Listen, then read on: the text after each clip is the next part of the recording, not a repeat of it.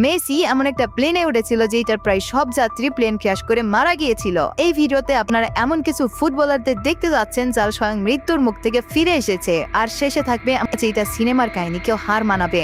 শুরু করছি মেসির অবিশ্বাস্যভাবে প্রাণে বেঁচে ফেরার ঘটনা দিয়ে। কেন বলছি? কারণ সেই প্লেনটা ক্র্যাশ করেই তার মতো 19 জন ফুটবলার নিহত হয়েছিলেন। ঘটনাটা শুরু হয় 2016 সালের বিশ্বকাপ বাছাই পর্বের একটা ম্যাচে, যেখানে ব্রাজিল 3-0 গোলে আর্জেন্টিনাকে হারিয়ে দেয়। তাই পুরো আর্জেন্টিনার স্কোয়াড এতটাই লজ্জিত ছিল যে তারা যত দ্রুত সম্ভব বাড়ি ফিরতে চাইছিল। লামিয়া এয়ারলাইন্সের এই প্লেনটা 4 ঘন্টা 4 মিনিট ফ্লাই করার পর মেসি সহ সবাইকে নিয়ে পারফেক্টলি ল্যান্ড করে। তারপর সেখান থেকে আরেকটা বিমানে করে মেসি আর্জেন্টিনায় ফিরে যান। কিন্তু ঘটনা এখানেই শেষ হলে ভালো হতো। মেসি প্রথম যে বিমানে উঠেছিল সেটা বেশ কয়েকদিন পর ফ্লাই করার সময় হঠাৎ একটা পাহাড়ি অঞ্চলে আছড়ে পড়ে এবং দুর্ভাগ্যবশত ব্রাজিলের 19 জন ফুটবল প্লেয়ার তাদের গন্তব্যে আর কোনোদিন পৌঁছাতে পারেনি। আর পরে জানা যায় বিমানটি ফ্লাই করার জন্য পর্যাপ্ত ফিউল লোড করে রাখা ছিল না। তাই মেসি সেদিন সত্যি ভাগ্যবান ছিলেন। কিন্তু রোনালদো এমন এক পরিস্থিতি পার করেছেন যা মেসির থেকেও এক ধাপ ওপরে। ঘটনা শুরু হয় 2009 সালের 8ই জানুয়ারি। সেই দিন সকালে তার আক্ষরিক অর্থে মন ভালো ছিল না। সকালে ঘুম ভাঙার পর রোনালদো ফেরারি 599 জিটিভি বিলাসবহুল গাড়ি নিয়ে ম্যানচেস্টারের ট্রেনিং গ্রাউন্ডের দিকে রওনা হয়েছিল এবং তাড়াতাড়ি পৌঁছানোর জন্য সেই গাড়িটা 150 মাইল পার আওয়ার গতিতে চালাচ্ছিল। আর ট্রেনিং গ্রাউন্ডে পৌঁছাবার আগে তাকে একটা টানেল পার করতে হতো। কিন্তু হঠাৎ টানেলের ভিতরে গিয়ে রোনালদো গাড়ির কন্ট্রোল হারিয়ে ফেলেন এবং সজোরে টানেলের দেয়ালের সাথে ক্র্যাশ করেন। আর এতে করে গাড়িটার সামনের অংশ এত ভয়াবহভাবে ক্ষতি হয় যে সামনের চাকা গাড়ি থেকে সম্পূর্ণ বিচ্ছিন্ন হয়ে প্রায় 180 মিটার দূরে ছিটকে চলে যায়। যখন সবাই জানতে পারলো এই দুর্ঘটনায় গাড়ির ব্যাপক ক্ষতি হলেও রোনালদোর সামান্যতম ক্ষতি হয়নি। এই দুর্ঘটনার পর গাড়ি থেকে বের হয়ে হাসপাতালে না গিয়ে রোনালদো তার ট্রেনিং গ্রাউন্ডে প্র্যাকটিসের জন্যই চলে যান। এই দুর্ঘটনা অন্য কারোর সাথে ঘটলে হয়তো 7 দিন ট্রমাটাইজ থাকতো,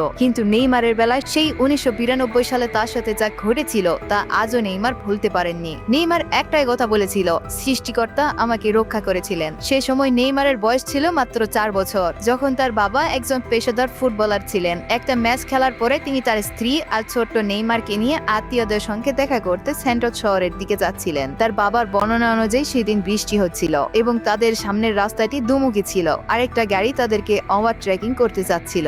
এমন অবস্থায় হঠাৎ বিপরীত দিক থেকে সেই গাড়ি এসে তাদের গাড়িতে সজোরে ধাক্কা দিয়ে দেয় আর নিমেষের মধ্যেই গাড়ির কাঁচ ভেঙে চুরমার হয়ে যায়। নেইমারের বাবা শেষ মুহূর্তে ব্রেক করেন, কিন্তু গাড়িকে আর থামাতে সক্ষম হননি। ধাক্কা এতটা জোরালো ছিল যে নেইমারের বাবা পেলভিস ও হিপে গুরুতর আঘাত পান। কিন্তু এই ঘটনার সবচেয়ে আশ্চর্যজনক বিষয় এখনো বাকি আছে। সংঘর্ষের পর তার বাবা মা পিছনে ফিরে তাকিয়ে দেখতে পান নেইমারকে কোথাও দেখা যাচ্ছে না। প্রথমে তারা অনেক ভয় পেয়ে যান, ভাবছিলেন হয়তো প্রচন্ড ধাক্কায় শিশুটি গাড়ি থেকে কোথাও পড়ে গেছে। তারা নেইমারকে খুঁজে পাওয়ার জন্য মরিয়া হয়ে ওঠেন। তবে শেষ পর্যন্ত নেইমারকে খুঁজে পাওয়া যায় গাড়িটির সামনের সিটের নিচের অংশে।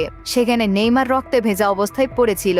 ভাগ্য এতটা ভালো ছিল যে তাকে নিয়ে হাসপাতালে যাওয়ার পর জানা যায় আঘাত অতটা গুরুতর ছিল না। অন্যদিকে পার্কিং লটে লামিন ইয়ামালের বাবাকে কেন তারা ছুরিকাঘাত করে পালিয়ে গিয়েছিল।